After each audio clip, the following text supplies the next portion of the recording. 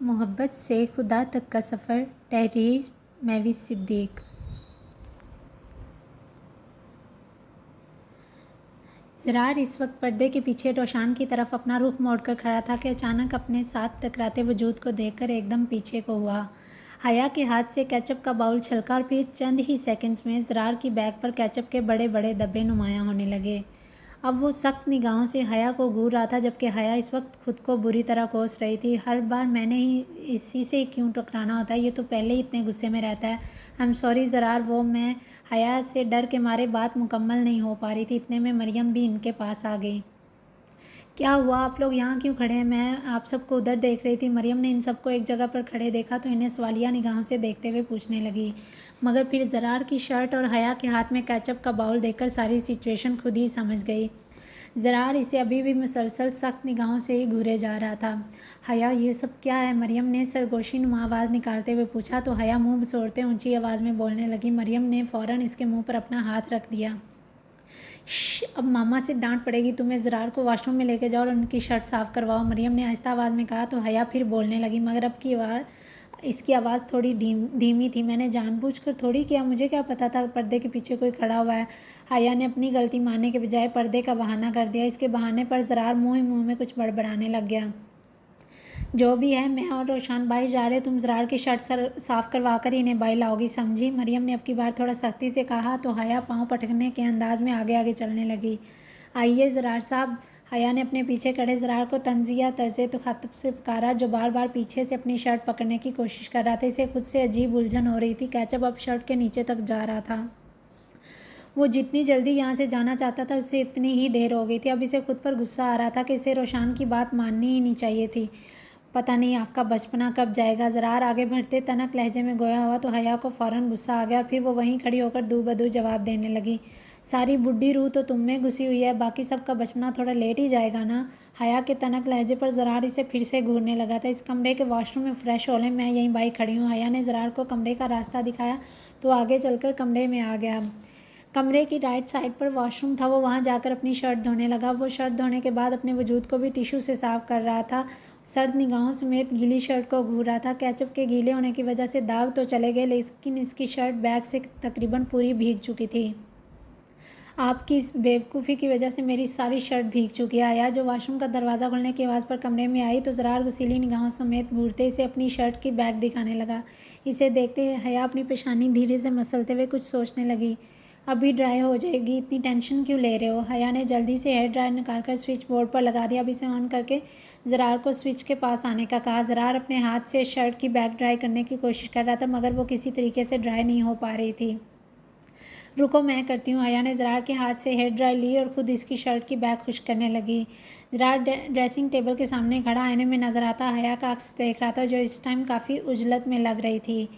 आगे पीछे होने की वजह से इसका दुपट्टा एक साइड से ढलक चुका था। इसके बाल खुले होने की वजह से बार बार इसके चेहरे पर आ रहे थे, जिन्हें वो उफ करके पीछे करती अपने काम पर तवज्जो दे रही थी। ज़रार को हया के छोटे छोटे हाथों का लमस अपनी बैग पर महसूस हो रहा था, क्योंकि गीली शर्ट होने के बायस वो बार बार इसके वजूद से चिपक जाती थी। ज़रार ने फ़ौरन अपना चेहरा नीचे झुका लिया, क्योंकि इसकी धड़कनों में बार बार अजब इर्ताश पैदा हो रहा था। एक बात पूछूं? हया ने मसरूफ़ अंदाज में ज़रार को मुखातब किया। ज़रार जानता था अब फिर कोई लड़ाई वाली बात करेगी और इसका पारा हाई हो जाएगा, इसलिए ज़रा संजीदा लहजे में जवाब दिया। वो जो इस वीडियो में तुम एक लड़के को बड़ी बेरहमी से मार रहे थे, उस लड़के ने ज़रूर किसी न किसी लड़की के साथ बदतमीज़ी की होगी, इसीलिए तुम इसे इतना मार रहे थे, है ना? हया ने नॉर्मल अंदाज में बात की थी, मगर ज़रार की आंखें इस कदर दुरुस्त अंदाजे पर एक पल के लिए फैल कर रह गईं, क्योंकि इसके दिल का हाल इसके जिमल और इज़लान के अलावा कोई नहीं समझता था। फिर हया कैसे? क्या ऐसे ही है ना? इसलिए तुम इसे बुरी तरह मार रहे थे ना? ज़रार को सोचों में गुम पाकर हया ने फिर से वही सवाल दोहरा दिया, मगर इसने कोई जवाब ना दिया, बस खामोशी से अपने पाँव देखने लगा। आपको कैसे पता चला? ज़रार ने काफ़ी देर सोच विचार के बाद इससे सवालिया अंदाज में पूछा।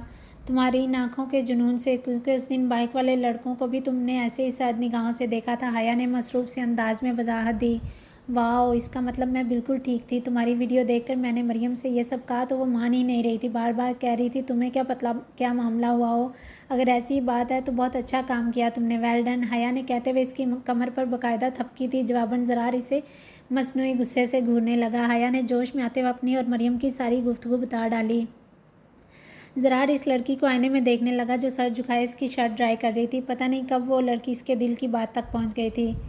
मेरे दिल की बात उसने कैसे पढ़ ली? मैंने तो कभी अपना आप किसी को शो नहीं करवाया। अपने दिल को हमेशा 7 तहों में छुपा कर रखा है। इस दिल पर भी इसने अपनी संजीदगी के कुफल लगा दिए थे ताकि कोई खोल ना पाए, मगर ये लड़की इसकी ज़िंदगी में आते ही आहिस्ता आहिस्ता इसके अंदर तक को पड़ चुकी थी। इसका बनाया गया आर्जी खौल इसने चंद दिनों में ही उतार फेंका था, मगर कैसे? वो इन्हीं सोचों में गुम था जब हया ने इसके आगे आकर अपने हाथ की चुटकी बजाई थी। कहाँ गुम हो? हया ने ज़रार को सोचो कि दुनिया से बाहर निकाला तो वो नादम सा हो गया, क्योंकि कब इसने हेयर ड्रायर बंद की और इसको बिल्कुल भी पता ना चला। अपनी शर्ट उतारो। हया ने हेयर ड्रेसिंग टेबल पर रखते हुक्मिया अंदाज अपनाया तो ज़रार का हैरत के मारे मुंह खुला का खुला रह गया। व्हाट? आपका दिमाग ठीक है? हया की इस बेतुकी बात पर ज़रार का दिमाग घूम गया, इसलिए तेज़ तेज़ लहजे में बोलने लगा। ऐसे नहीं ड्राई हो रही क्या? मैं सारा टाइम यहीं खड़ी रहूँगी? अब तो एक पोजीशन में खड़े हो के मेरी कमर दर्द करने लगी। शर्ट उतार कर दो, मैं आयरन करके लाती हूँ। हया ने अपनी बात की वजाहत देते हुए आईने में अपने खुले बालों की ऊंची पन्नी बांध कर कमरे में बाहर जाते हुए डोर बंद कर दिया और इसे जल्दी करने का कहती बाई खड़ी हो गई। ज़रार ने नफ़ी में सर झटकते अपनी शर्ट थोड़ा दरवाज़ा खोलकर इसे पकड़ा दी। उफ यार, कहाँ फंस गई हूँ मैं? शर्ट पकड़ाते हुए ज़रार इसकी बड़बड़ाहट बखूबी सुन चुका था। वो जो अभी से कोई सख्त जवाब देने ही लगा था कि वो तेज़ कदमों से चलती वहाँ से गायब हो चुकी थी। अब ज़रार दरवाज़ा लॉक करते हुए बेड के सामने मौजूद सोफ़े पर आकर बैठ गया। ज़मान, उस लड़के का क्या बना? इसे अभी तक होश आया कि नहीं? अजलान ने ज़मान से पूछा, जो अभी थोड़ी देर पहले इसके ऑफिस आया था। नहीं सर, अभी तक तो नहीं। मैं वहाँ के मेडिकल स्टाफ से मुसलसल राब्ते में हूँ। ज़मान ने इस लड़के की मेडिकल कंडीशन बताई तो अजलान के चेहरे पर सोचो के गहरे बादल छा कर रह गए। अगर होश आ भी जाएगा तो मेरे हाथों से नहीं बचेगा, खबीस घटिया इंसान। अजलान ने नखवत से भरे अंदाज में सोचा, फिर अचानक ज़मान के सवाल पर इसे देखने लगा। सर, वो मैंने फ्रंट कैमरे से सारी डिटेल्स निकाल ली थी, उनकी पिक्चर्स भी बनवा ली थी। वो फ़ाइल लेके आऊँ आपके पास? ज़मान के सवाल पर अजलान को अपना दिया हुआ उस दिन का काम याद आ गया। नहीं, अब नहीं चाहिए, बस आइंदा ख्याल रखना ये कैमरे 24 घंटे काम करने चाहिए। अजलान ने ज़मान को आइंदा के लिए मुहतात रहने का कहा। ज़मान जी सर कहता ऑफिस से चला गया क्योंकि इसे अजलान के किसी ज़रूरी काम से बाहर जाना था। आखिर इस लड़के को अचानक क्या सूझी होगी ये सब करने की? ये मामला तो मेरी समझ से बाहर होता जा रहा है। आखिर इस लड़के ने ज़ैनब पर ही क्यों अटैक किया? अजलान अभी तक इन्हीं सोचों में गुम था, तभी मोबाइल की फ़ोन की आवाज़ पर अपनी सोचों से बाहर निकला। सामने स्क्रीन पर अयान कॉलिंग जगमगाते देखा तो इसके अनाबी होंठों पर धीमी मुस्कुराहट ने अपनी जगह बना ली। कैसे हो यार? अयान की खुशी से भरपूर चहकती आवाज़ सुनकर अजलान के संजीदा चेहरे पर मुस्कुराहट फैल गई। मैं तो ठीक हूँ यार, तुम बताओ रिसेप्शन पर क्यों नहीं आया? अजलान ने झूठी नाराज़गी दिखाई। जवाबन अयान की मैनी खेज आवाज़ फ़ोन के स्पीकर से उभरने लगी। ओहो, तो मामला यहाँ तक पहुँच गया है। अजलान ने नासमझी से फ़ोन को एक नज़र देकर दोबारा कान के साथ लगा लिया। मतलब कैसा मामला? अजलान ने सवालिया अंदाज में पूछा तो अयान का ज़िंदगी से भरपूर कहका फ़ोन के स्पीकर में गूंजने लगा, जिस पर अजलान को तप चढ़ चुकी थी। क्या फजूल में ही हंसे जा रहे हो? मुझे तो बताओ आखिर किस बात पर तुम्हारे दांत ऐवे ही निकले जा रहे हैं? अजलान ने अब की बार थोड़ा गुस्से से कहा तो अयान ने हंसते हुए अपनी बात मुकम्मल की। मतलब ये कि मेरे भाई, पहले तो तुम इस शादी को ही सिरे से नहीं मान रहे थे, ऊपर से वलीमा भी कर लिया और अब मेरे ना आने पर मुझसे नाराज़ भी हो रहे। इसका मतलब मैंने तुम्हारा कोई बहुत स्पेशल इवेंट मिस कर दिया। आई एम सो सॉरी यार। अयान ने हंसते हुए अपनी बात की मुकम्मल वजाहत दी। बस जब भी बकना फजूली बकना। तुम ये बताओ शिफा भाभी कैसी हैं अब? अजलान ने इसे मसनूई गुस्से से कहते बात बदलने की खातर शिफा की खैरियत दरियाफ्त की, क्योंकि अयान की बात सुनकर बेख्तियार इसे जैनी का सुबह वाला रूप याद आ गया, जिसमें वो इसकी शर्ट का बटन टूट जाने पर इससे डरते हुए अपना निचला हॉर्न दांतों तले दबा गई थी।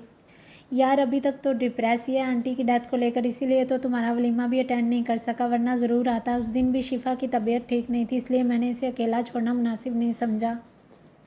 अयान ने वलीमे पर ना आने की वजह बताई। कोई बात नहीं यार, तुम इन्हें कहीं घुमाने ले जाओ, शायद वो कुछ बेटर फील करें। अजलान ने इसे अपने तय मुफीद मशवरे से नवाजा।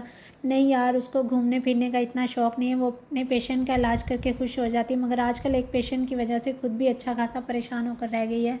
अयान ने शिफा की आदत का बताकर फिर ईमान फ़ातिमा का सारा किस्सा लफ्ज़ों में सुना डाला। अजलान भी ईमान फ़ातिमा के नाम पर चौंकते हुए कुछ सोचने लगा। क्या कर सकते हैं यार, तुम्हारी भाभी है ही बहुत मासूम, दूसरों के दुख में खुद भी दुखी हो जाती हैं। अयान ने बात के आखिर में शिफा की खलूस से दिल से तारीफ़ की थी। ये तो सही कहा तुमने। अजलान ने भी अयान की हाँ में हाँ मिलाई, क्योंकि इसी ने तो इन दोनों की शादी करवाई थी। फिर थोड़ी देर इधर उधर की बातें करने के बाद अजलान फ़ोन डिस्कनेक्ट करते हुए फिर से अपने काम में मसरूफ़ हो गया। आंटी आपने यहाँ रिलैक्स होकर रहना, इसे बिल्कुल अपना ही घर समझना है आपने। शिफा घर वापसी पर ईमान और आमना बेगम को अपने साथ ले आई थी। अब कमरे में आंटी को रेस्ट करने का कहने लगी। ईमान आपको कुछ भी चाहिए हो तो मुझे कॉल कर लीजिएगा या फिर बिला झिझक घर के अंदर आ जाएगा, आपने शर्माना बिल्कुल भी नहीं है। ईमान फातिमा शिफा को तशक्कुर अमेज़ निगाहों से देख रही थी। Thank you so much doctor शिफा, आप बहुत अच्छी हैं माशाल्लाह। ईमान ने शिफा का शुक्रिया अदा करके खुलूस से दिल से इसकी तारीफ़ की। शिफा आहिस्तगी से मुस्कुरा दी। मैं अपने आप को तभी अच्छा समझूंगी जब आप मुझे बिल्कुल अपनी बहन की तरह ट्रीट करेंगी, इस घर में खुद को अजनबी नहीं समझेंगी, तब जाकर मुझे कुछ कुछ एहसास होगा। शिफा ने ईमान से दोस्ताना लहजे में बात की और आखिर में हाथ से चुटकी बनाकर इशारा किया। इसके अंदाज़ पर ईमान बेसाख्ता आहिस्तगी से मुस्कुरा दी। ईमान के पुरस्कून चेहरे को देखकर शिफा के दिल को सुकून मिला था। वो कितने दिनों से न जाने कहाँ कहाँ तलाश करते हुए भटकती फिर रही थी। अगर सच्चे दिल से किसी मुसीबत ज़दा शख्स की मदद की जाए तो अल्लाह ताला हमारे बेकरार दिलों को ऐसा एक अनोखा इत्मीनान बख्शते हैं जिसका मुतबादल हम पूरी दुनिया की दौलत भी इकट्ठी करके ख़रीदना चाहें तो कभी नहीं ख़रीद सकते। अच्छा आप लोग आराम करें, आज खाना मैं भिजवा दूंगी, आप लोग थक गई होंगी। ईमान जो पहले ना करने वाली थी उसकी आंखों में इस कदर अपनायत का एहसास देखकर खामोश हो गई। डॉक्टर शिफा ने ईमान के कंधे पर हाथ रखकर तसल्ली दी और दरवाज़ा बंद करते घर के अंदर चली गई। फातिमा बेटे पानी तो पिलाना ज़रा। आमना बेगम की आवाज़ पर ईमान ने बेड की साइड टेबल पर मौजूद जग में से पानी डाला और फिर आमना बेगम को तकिए के सहारे बिठाकर पानी पिलाने लगी। जैनी मोबाइल हाथ में लिए कितनी देर से मुसलसल मामा और बाबा का नंबर डायल कर रही थी, मगर फ़ोन की बेल बज कर बंद हो जाती, मगर इब्राहिम साहब और सारा बेगम की आवाज़ इसे किसी तौर सुनाई ना दी। इसने थक आकर मोबाइल बेड पर वापस फेंक दिया। छोटी बेगम साहिबा, आसमा बेगम आपको बुला रही हैं। जैनी जो अपना सर हाथों में थामे परेशान अंदाज में बेड पर बैठी हुई थी कि अचानक मुलाजमा की आवाज़ पर चौंक उठी। जी मैं आ रही हूँ। जैनी ने अपनी आंखें जल्दी से साफ़ की और फिर लाउंज में चली आई क्योंकि इस वक्त सभी वहाँ मौजूद होते थे। अस्सलाम वालेकुम आंटी। आसमा बेगम ने जैनी की उदास और मगमूम सी आवाज़ सुनी तो अपना झुका सर उठाए इसे जांचती निगाहों से देखने लगी। जैनी की सुर्ख आंखें इसके रोने की चुगली खा रही थीं। आयशा भाभी अपने कमरे में ही। आयशा भाभी को मौजूद ना पाकर इसने सरसरी अंदाज में आसमा बेगम से पूछा। हाँ अहिल को सुलाने गई है, वो कब से सोने की ज़िद कर रहा था। आसमा बेगम इसकी आंखों में देखते नरम लहजे में गोया हुई। आप ठीक तो हो ना बेटे? आसमा बेगम ने जैनी से इसकी तबीयत का पूछा। जी आंटी मैं बिल्कुल ठीक हूँ, जैनी ने जल्दी से जवाब दिया तो आसमा बेगम इसे कुछ देर तक बगौर तकती रही थी। बेटे जिम्मल की नंद की शादी और हमें इनके हर फंक्शन में जाना, इसलिए मैं चाहती थी कि आप शॉपिंग कर लें क्योंकि अजलान के पास इतना बिजी शेड्यूल होता है कि उसको तो आपको शॉपिंग करवाने का टाइम नहीं मिलना, और वैसे भी वो बहुत कम मॉल्स और रेस्टोरेंट वगैरह में जाता है क्योंकि इसके सारे फैंस वहाँ इकट्ठे हो जाते हैं और फिर इसके लिए वहाँ से निकलना मुश्किल हो जाता है। इसलिए बेटे अगर आप खुद शॉपिंग के लिए जाना चाहती हैं तो आयशा के साथ चक्कर लगा लेना और शादी की सारी शॉपिंग कर लेना वहाँ से, या फिर किसी पसंदीदा डिज़ाइनर का बता दे, सारे कपड़े डिज़ाइनर खुद यहाँ आकर दे जाएगा। आसमा बेगम ने ज़ैनब को हमेशा घर में ही रहते हुए देखा तो इन्हें लगा इस तरह तो वो बोरियत का शिकार हो जाएगी, इसलिए उन्होंने जैनी को शॉपिंग का कहा, मगर जैनी ने सहूलत से साफ इनकार कर दिया। नहीं आंटी एक्चुअली मुझे शॉपिंग का कोई ख़ास आइडिया नहीं है, मेरी मामा ही मेरी सारी शॉपिंग किया करती थी, जो वो लाती थी मैं बस पहन लेती थी, आपको जो भी मुनासिब लगे आप वो ले आइएगा, मैं पहन लूँगी। ज़ैनब को शॉपिंग का कोई ख़ास क्रेज़ नहीं था, इसलिए इसने आंटी को साफ मना कर दिया। खैर चलो कोई बात नहीं, अगर कोई कलर सिलेक्शन हो तो मुझे बिला झिझक बता देना बेटे। जिम्मल तो शोर डाल देती थी ज़रा भी कलर आगे पीछे हो जाता था तो। आसमा बेगम ने इसके सर पर प्यार देते हुए हंसकर कहा तो वो भी जिम्मल की सादत पर हंसे बिना रह न सके। जी ठीक है आंटी। जैनी ने कलर बताने की हामी भर ली। अच्छा ठीक है बेटे, मैं ज़रा आपके अंकल को देख लूँ, इन्हें कुछ चाहिए तो नहीं। आसमा बेगम सिकंदर शाह को देखने के लिए वहाँ से चल दी क्योंकि इस टाइम इन्हें चाय की तलब महसूस होती थी, इसलिए वो इस वक्त हमेशा इनके आसपास ही मौजूद रहती थी। जैनी इनके जाने के बाद सोफ़े की पुष्ट से टेक लगाकर वहीं बैठी कब सो गई इसे पता ही ना चला। प्रीशे बेटे तुम भी खुद से कुछ पसंद करो ना, तुम्हारी शादी की शॉपिंग हो रही है और पसंद हर चीज़ शिज़ा कर रही है। जामन भैया शिज़ा भाभी और प्रीशे को शादी की शॉपिंग करवाने के लिए लाए थे, मगर प्रीशे हर चीज़ पर जो आपको पसंद हो की रट लगाए हुई थी, इसी वजह से भाभी अपनी पसंद के जोड़े ले रही थी। इसमें से कितनी चीज़ें तो वो खुद अपने लिए भी पसंद कर चुकी थी।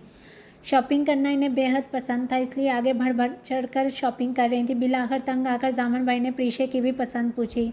भाई आपको पता तो है मुझे इन सब चीज़ों का आइडिया नहीं है और जो भाभी ले रही हैं वो ठीक ही होगा। शीज़ा भाभी प्रीशे की इस बात पर काफ़ी खुश हो चुकी थी। जामन भाई ने प्रीशे की इस बात पर ओके कहते कंधे उचका दिए। आहद अंकल और अजमत पुप्पो ने कल जामन भाई को फ़ोन करके एंगेजमेंट का पूछा तो जामन भाई ने नेक्स्ट संडे का कह दिया था। इसके बाद से वो लोग शॉपिंग कर रहे थे। हालांकि आहद साहब और अजमत बेगम ने सख्ती से जहेज़ लेने से मना कर दिया था क्योंकि उनके घर में हर चीज़ मौजूद थी। आहद साहब ने जिस अंदाज से मना किया था जामन भाई को इनका वो अंदाज़ अभी तक नहीं भूला था। वो प्रीशे की तरफ से पूरी तरह मुतमईन हो गए थे। उनका कहना था, बेटे हमारे घर में हर चीज़ मौजूद है सिवाय बेटी के। प्रीशे बेटी यहाँ आकर इस कमी को भी पूरा करके हमारे घर को रौनक से भर देगी इंशाल्लाह। आहद अंकल की इस बात पर जामन भाई ने जल्द ही शादी का भी सोच लिया, इसलिए वो ज़रूरी शॉपिंग कर रहे थे।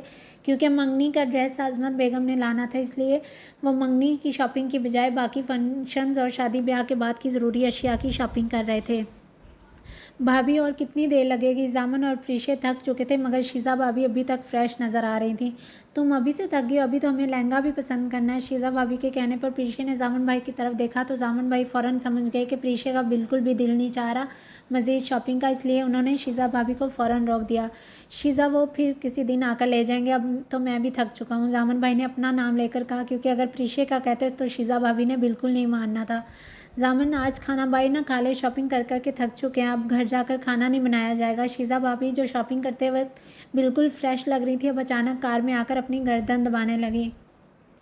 जामन भाई ने ओके कहकर कार रेस्टोरेंट की तरफ मोड़ ली। प्रीशे इर्द गिर्द से बेनियाज विंड स्क्रीन के पार भाई के नज़ारों में खो गई। रेस्टोरेंट आया तो भाभी के पुकारने पर वो भी इनके साथ बाहर चली आई और फिर वो तीनों डिनर के लिए रेस्टोरेंट में आ गए। ज़रार इस वक्त सोफ़े पर बैठा अचानक कमरे के तराब में सरसरी अंदाज में निगाह दौड़ाने लगा तो एक पल के लिए हैरान रह गया था क्योंकि यहाँ सामान कम नज़र आ रहा था, हया की तस्वीरें ज़्यादा नज़र आ रही थी। सबसे पहले इसकी निगाह बेड की दीवार की तरफ उठी जो चॉकलेट कलर की थी। इसके ऊपर ही हया की जॉइंट साइज़ फ्रेम में एक तस्वीर लगी हुई थी जिसमें वो दोनों हाथों को कान से लगाए अपनी ज़ुबान होंठ की एक साइड से निकाले पोज कर रही थी। ये तस्वीर देखकर ज़रार के होंठों पर धीमी मुस्कुराहट रेंग गई। पागल लड़की, ज़रार की इसकी ये तस्वीर देखकर आहिस्तगी से बड़बड़ाया। फिर साइड टेबल पर देखा तो वहाँ एक साइड टेबल पर बैठी हया मरियम के गाल खींच रही थी और दूसरी साइड टेबल पर मौजूद तस्वीर में देखा तो हया अपने मामा बाबा के साथ सोफ़े पर रिलैक्स अंदाज में बैठी खुलकर मुस्कुरा रही थी। ड्रेसिंग की दीवार उसकी नज़र गई तो इसकी आंखें हैरत से फैल गईं क्योंकि इसकी कोई भी तस्वीर इसकी संजीदा शक्ल के साथ नहीं थी। कहीं वो अपनी एक आंख पर हाथ रखे हुए थी, कहीं वो लेटी हुई पड़ रही थी, कहीं वो अभी अभी सोकर उठी थी। इसके बाल बुरी तरह उलझे और बिखरे हुए लग रहे थे। ये तस्वीर भरा कमरे में लगाने वाली है स्टूपिड लड़की। ज़रार इसके उलझे बालों वाली तस्वीर पर फिर आहिस्ता आवाज़ में बड़बड़ाया। फ्रंट वॉल पर इसने देखा तो कहीं हया रैकेट पकड़े टेनिस खेल रही थी, कहीं हया बैट बॉल पकड़े क्रिकेटर बनी हुई थी। किसी एक तस्वीर में वो ट्रॉफ़ी ले रही थी। इस तस्वीर के नीचे माई फर्स्ट स्पीच ट्रॉफ़ी लिखा हुआ था और न जाने कितनी तस्वीरें थी जिनमें वो मरियम के साथ बैठी हुई थी। हर जगह इसने कोई ना कोई उल्टा सीधा पोज मारकर तस्वीर को दिलचस्प बना दिया था। अचानक ज़रार की निगाह ड्रेसिंग टेबल वाली दीवार की तरफ उठी जहाँ इसकी मीडियम साइज़ में सफ़ेद सूट में एक तस्वीर थी जहाँ वो खड़ी कुछ सोच रही थी। इस तस्वीर में इसने अपनी अंगूठी शहादत होंठ के एक कोने पर रखी हुई थी। इस तस्वीर को शायद अचानक किसी ने कैप्चर करके इस मोमेंट को कैमरे में महफूज कर लिया था। इस तस्वीर में भले ही कोई ख़ास पोज नज़र नहीं आ रहा था लेकिन ये तस्वीर सीधा ज़रार के दिल पर जा लगी थी। इसने बेख्तियार अपना मोबाइल निकालकर इस तस्वीर को अपने फ़ोन में कैप्चर कर लिया। कैप्चर करने के बाद इसे कुछ अच्छा न लगा तो फ़ौरन डिलीट का बटन दबाने लगा मगर कॉल बेल की आवाज़ पर वो स्क्रीन को बगौर देखने लगा जिस पर अजलान चाचू कॉलिंग लिखा हुआ नज़र आ रहा था। अस्सलाम वालेकुम चाचू। ज़रार ने कॉल रिसीव करते ही अजलान को सलाम किया। वालेकुम अस्सलाम। ज़रार आज तुम्हारी कार पार्किंग में नहीं है, कहाँ हो तुम? खैरियत तो है ना? तुम तो इस टाइम हमेशा घर पर ही होते हो। वही हुआ था जिसका डर था। अजलान को शक हो गया था, इसलिए अफसोस ऑफिस से वापसी पर अपनी गाड़ी पार्क करते ही अजलान ने ज़रार को कॉल मिला दी। जी चाचू, एक दोस्त की बर्थडे पार्टी थी इसलिए अभी तक वहीं हूँ, थोड़ी देर में निकलता हूँ। ज़रार ने पार्टी का बता दिया क्योंकि अजलान से तो क्या वो किसी से भी झूठ नहीं बोल पाता था। पार्टी और तुम? ज़रार, क्या तुमने वही कहा ना जो मैं सुन रहा हूँ? अजलान चलते चलते रुक गया क्योंकि पार्टी का सुनकर इसे अपनी इस्मातों पर यकीन आया। ज़रार हमेशा हर किस्म की पार्टी से कोसों दूर ही रहता था। जी चाचू, मैं बस थोड़ी देर में निकलता हूँ, ये रुशान मुझे ज़बरदस्ती ले आया। ज़रार ने हिचकिचाते हुए कहा। जवाबन अजलान की मुस्कुराहट से भरपूर आवाज़ फ़ोन के स्पीकर में गूंज उठी। कोई बात नहीं, तुम इंजॉय करो, बस अपना ख्याल रखना, अल्लाह हाफिज़। अजलान ने इसे शर्मिंदा होते देखा तो फ़ौरन शर्मिंदगी से बाहर निकाला और इंजॉय करने का कहते फ़ोन डिस्कनेक्ट कर दिया और फिर अपने कदम अंदर की जानिब बढ़ा दिए। टीवी लाउंज के फ्रंट सोफे खाली देखकर वो ऊपरी फ्लोर की तरफ जाने लगा। इसे लगा शायद इस वक्त सब आराम कर रहे हैं। तभी इसकी निगाह बेख्तियार एक कॉर्नर साइड सोफे पर सिकुड़ी सिमटी सी लेटी जैनी पर गई, जिसको देखकर इसके बढ़ते कदम अचानक वहीं रुक गए थे। ज़रार रज़लान का फ़ोन बंद होते देखकर अभी हया की तस्वीर डिलीट करने ही लगा था कि तभी दरवाज़ा ज़ोर से नॉक होने की आवाज़ पर वो एक पल के लिए गड़बड़ा कर रह गया, जैसे किसी ने इसको रंगे हाथों चोरी करते पकड़ लिया हो। थोड़ी देर के बाद इसने खुद को पुरस्कून करके दरवाज़ा खोला और हाथ बढ़ाकर हया से शर्ट ले ली। आपको तो एक शर्ट तक प्रेस करना नहीं आती, पता नहीं कैसे पीले पीले दाग डाल दिए हैं। ऐसे लग रहा है जैसे ये शर्ट आयरन स्टैंड पर नहीं बल्कि ज़मीन पर रखकर आयरन की हुई। और ज़रार ने शर्ट पहनकर कमरे से बाहर आते ही हया से सख्त लहजे में बात की। हया को इसके उखड़ लहजे पर शदीद गुस्सा आ गया और फिर वो शुरू हो चुकी थी। क्या कहा तुमने? एक तो मैंने अपनी बहन की सारी सरप्राइज़ बर्थडे पार्टी तुम्हारी वजह से मिस कर दी। इस दिन के लिए मैं कितने दिन से तैयारी कर रही थी और तुमने सारे दिन का सत्यानाश मार कर रख दिया। हया ने भी इससे सख्त लहजे में बातें सुनाई तो ज़रार को भी इस कदर बदतमीज़ अंदाज पर फ़ौरन गुस्सा आ गया। तो क्या मैंने आपसे कहा था उस डफर के पीछे भागने के लिए? ज़रार ने अपनी बात में रेहान को भी घसीटा था। भाग रही थी तो क्या? मैं तुम्हारी तरह सड़ी हुई शक्ल लेकर एक जगह नहीं बैठ सकती। जब देखो तुम्हारे चेहरे पर एक ही एक्सप्रेशन होता है, वो भी सिर्फ सड़ा हुआ। हया ने मुंह बिगाड़ते हुए इसके संजीदा चेहरे को तोड़ मरोड़ कर रख दिया। इसके अंदाज पर ज़रार को अंदर तक आग लग गई थी। आपको कभी किसी ने बताया नहीं आप किस कदर बदतमीज़ और किसी से बात तक करने की सेंस नहीं है आप में? ज़रार भी अब गुस्से में आकर कुछ ज़्यादा ही बोल गया था। हया का तज़लील और अहानत के मारे चेहरा अजहद सुर्ख पड़ गया था। तभी हया की अगली बात पर ज़रार का रंग एकदम लट्ठे की मान सफ़ेद पड़ गया था। तुम्हें तुम्हारी मामा ने कभी नहीं बताया कि तुम किस कदर बदतमीज़, उखड़ मिजाज, बददिमाग, खड़ूस और सड़ी हुई शक्ल के मालिक हो? हया ने एक साथ इसे कई खिताब दे डाले थे। वो अपने गुस्से में ज़रार के चेहरे का रंग मुतगैर होते देख ना पाई, वरना अपनी पहली बात पर इसके चेहरे के तेज़ी से बिगड़ते तासरात देखकर फ़ौरन चुप हो जाती। Shut up Haya, just shut up, never cross your limit again Haya, this is my last warning to you, mind it. ज़रार के इस कदर सख्त और कटीले लहजे पर हया एकदम डर के मारे 2 कदम पीछे हटी और फिर दीवार के साथ जुड़कर खड़ी हो गई। ज़रार ने वार्निंग के अंदाज में इसे हाथ से इशारा किया। हया के इसके इस कदर सख्त लहजे पर एक पल के लिए साकत रह गई थी। लफ्ज़ मामा ज़रार के जहन पर बार बार हथौड़े की मांद कारी ज़रबे लगा रहा था। उसकी नीली आंखों में बढ़ती सुर्खी इस वक्त किसी को भी तहस नहस करने के लिए काफ़ी थी। वो अपनी मुट्ठियाँ सख्ती से भींचे ज़बत की आखिरी हद पर खड़ा इसे ही गुस्से से घूर रहा था।